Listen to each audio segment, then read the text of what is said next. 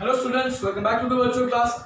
In OCM, in the last session guys, we concluded chapter number 4 and the chapter was communication, e-commerce and outsourcing. Today we are going to start the new chapter, that is chapter number 5, and the chapter is named as Forms of Business Organization 1. In today's session we are going to get the proper introduction of this chapter and we are going to know that why this chapter is going to be very much important for us. Right, that means the chapter number 5 and 6. Forms of Business Organization 1 and the Forms of Business Organization 2. Right, why these both of the chapters are quite important for us, we are going to understand in today's session. આપણે guys OCM એટલે કે મેનેજમેન્ટની journey start કરી. Management આપણે કરવાનું છે કંપનીનું અને બિઝનેસનું. તો સૌથી પહેલા બિઝનેસ શું છે, બરાબર? તો બિઝનેસને સમજતા પહેલા શા માટે આપણે કોઈને કોઈ ઇકોનોમિકલ એક્ટિવિટી કરતા હોઈએ છીએ એ આપણે શીખ્યા બિઝનેસ સર્વિસીસમાં, એટલે કે નેચર એન્ડ સ્કોપ ઓફ બિઝનેસની અંદર. તો એમાં આપણે બિઝનેસ કરતા શીખ્યા કે બિઝનેસ શું છે. હવે બિઝનેસના નેચર અને સ્કોપ્સ જોઈ ગયા તો એની અંદર આપણે જોયું હતું કે ભાઈ economical activity કોઈ પણ માણસને at least to survive the family's needs, that person will have to do the jobs, right? તો એ માણસ either he is the employee or he is any professional or he is the businessman, બરાબર? તો કોઈ માણસ કાં તો કોઈને ત્યાં જોબ કરશે અથવા તો પ્રોફેશનલ તરીકે સર્વિસ આપશે અથવા તો એ બિઝનેસ કરશે. તો ત્યાંથી આપણે પહોંચ્યા બિઝનેસ ઉપર, રાઈટ? હવે બિઝનેસ ઉપર પહોંચ્યા તો બિઝનેસમાં શું શું આવે છે, બિઝનેસમાં કયા કયા સર્વિસીસ આવે છે, તો આપણે બે અલગ અલગ બિઝનેસ સર્વિસીસના ચેપ્ટર શીખી ગયા.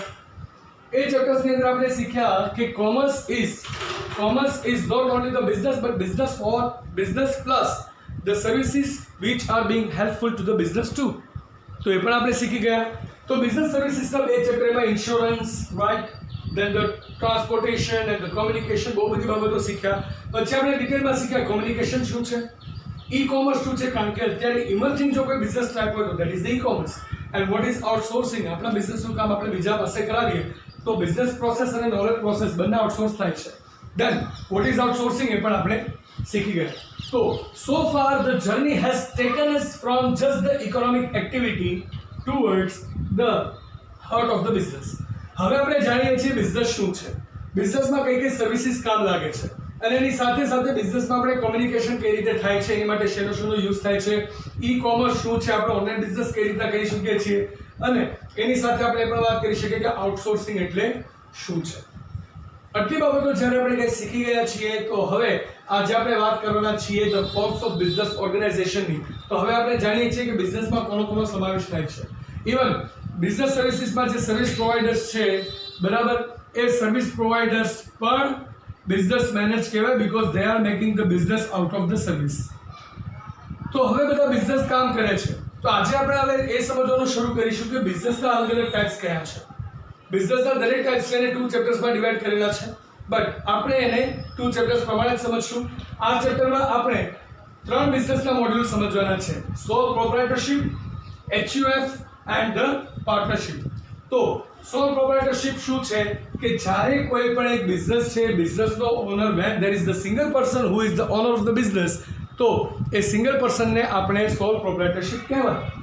સે ફોર એક્ઝામ્પલ, હું મારો કોઈ બિઝનેસ સ્ટાર્ટ કરું છું અને I have no partners, I am the only person who has invested all the capital.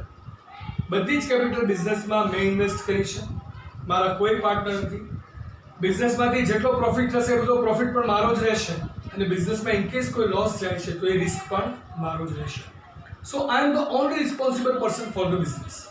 તો સૌથી પહેલા આપણે સમજવાના છીએ સોલ પ્રોપ્રાઇટરશિપ એટલે કોઈ પણ એક જ વ્યક્તિ છે કે જેનો બિઝનેસ છે, બરાબર. તો એની અંદર આપણે સોલ પ્રોપ્રાઇટરશિપ શું છે, એના કેરેક્ટરિસ્ટિક્સ શું છે, એના એડવાન્ટેજીસ શું છે, એના ડિસએડવાન્ટેજીસ શું છે એ સમજવાના છે. એના પછીનો ટોપિક આવશે HUF. HUF is the short form of the Hindu undivided family, right? That means the joint family.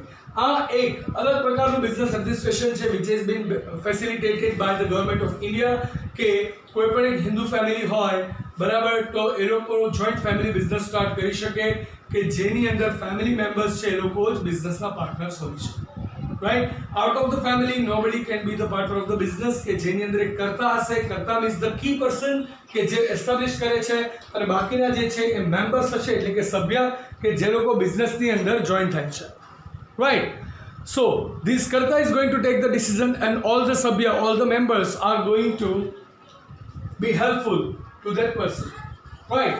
તો હિન્દુ અનડિવાઇડેડ ફેમિલી એટલે કે ગુજરાતીમાં એને કહેવાય હિન્દુ અવિભક્ત કુટુંબ, બરાબર? તો જે આવી રીતના એક ફેમિલી છે, એક પ્રોપર ફેમિલી છે, એક બ્લડ રિલેશન્સથી, અને ફેમિલી દ્વારા જે બિઝનેસ ચાલે છે એ પણ એક ડિફરન્ટ ફોર્મ છે. સોલ પ્રોપ્રાઇટરશિપ તરીકે તમે અલગ બિઝનેસ કરી શકો છો, એચયુએફ તરીકે પણ તમે અલગ બિઝનેસ કરી શકો છો, બરાબર? It is the kind of partnership, but the family members are the only partner. That means it is the family business run by the Hindu undivided family, business run by the HUF, બરાબર? તો HUF is going to be your second type, and the third type is going to be the partnership. કોઈ પણ person who is willing to work with us, who is able to invest the money, right?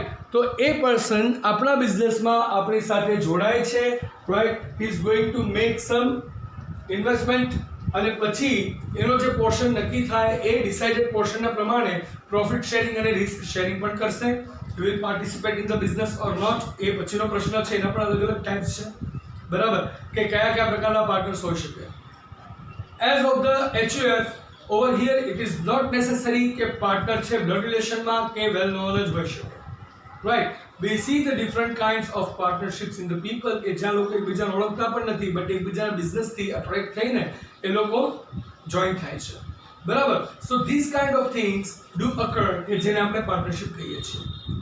તો એના વિશે આપણે સમજવાના છીએ કે જેની અંદર આપણે સમજશું that what is the meaning, what are the characteristics, advantages, limitations, that is the disadvantages, as well as the types of the partner and all, right? તો એ બાબતે પણ આપણે ડિસ્કસ કરવાના છીએ. એક વાત ખાસ સમજીએ કે જ્યારે આપણે મેનેજમેન્ટ શીખવાનું છે, 12th standard will be completely about managing your company. તો company is the form of the business only, બરાબર? તો સૌથી પહેલા જે વસ્તુ મેનેજ કરવાની છે એ વસ્તુ વિશે તો સમજવું પડશે ને, કે what are V going to manage. આપણે કંપની મેનેજ કરવાની છે, તો કંપની શું છે ત્યાં સુધી પહોંચવા માટે we are going step by step. The syllabus has been decided so interestingly કે તમને ફ્રોમ ધ સ્ટાર્ટિંગ તમને એક સીધું ડાયરેક્શન આપે છે towards the management, but step by step. કે પહેલા તમને સમજાવ્યું કે બિઝનેસ શું છે, બિઝનેસમાંથી તમને સમજાવ્યું કે બિઝનેસ સર્વિસીસ શું છે, બિઝનેસ સર્વિસીસ અને કોમર્સ સમજ્યા પછી હવે તમને એવું કહે છે કે હવે તમે સમજો બિઝનેસમાં કોમ્યુનિકેશન કઈ રીતના થાય છે. કારણ કે તમે જ્યારે મેનેજ કરો ત્યારે તમારે કોમ્યુનિકેશન પણ કરવાનું છે. ઓનલાઈન બિઝનેસ ચાલતો હશે તમારી કંપનીનો, તો તમારે ઈ કોમર્સમાં પણ ધ્યાન આપવાનું છે, ઓનલાઈન ટ્રાન્ઝેક્શન્સ આપણે યુઝ કરવાના છે, અને પોતાની મોટી કંપની હોય તો એની માટે આઉટસોર્સિંગની પણ હેલ્પ લેવી પડે. આટલું શીખી ગયા પછી હવે તમને કંપની સુધી લઈ જવા છે, તો પહેલા તમને સમજાવશે કે બિઝનેસના ફોર્મ્સ કયા કયા છે. તો એમાં પહેલા 3 જે ફોર્મ છે કે જે કરન્ટલી એક્ટિવ હોય છે, આપણે નોર્મલ માર્કેટમાં જોવા મળે છે. આપણને જ્યારે ત્યાં કંપની જોવા નથી મળતી, પણ આપણા ઘરની બાજુમાં કરિયાણાની દુકાન છે, તો એને આપણે સોલ પ્રોપ્રાઇટરશિપ ફર્મ કહી શકાય.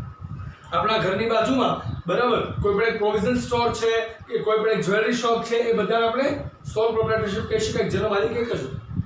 HUF જે છે એ કરન્ટલી તમને નજીકમાં જોવા ના મળે, બરાબર, બટ યસ એન્ડ સન્સ લાગેલું હોય, એન્ડ કંપની લાગેલું હોય, so at that time it is possible કે એ HUF હોય, બરાબર? તો પછી આપણે HUF સમજશું, પછી આપણે સમજશું પાર્ટનરશિપ.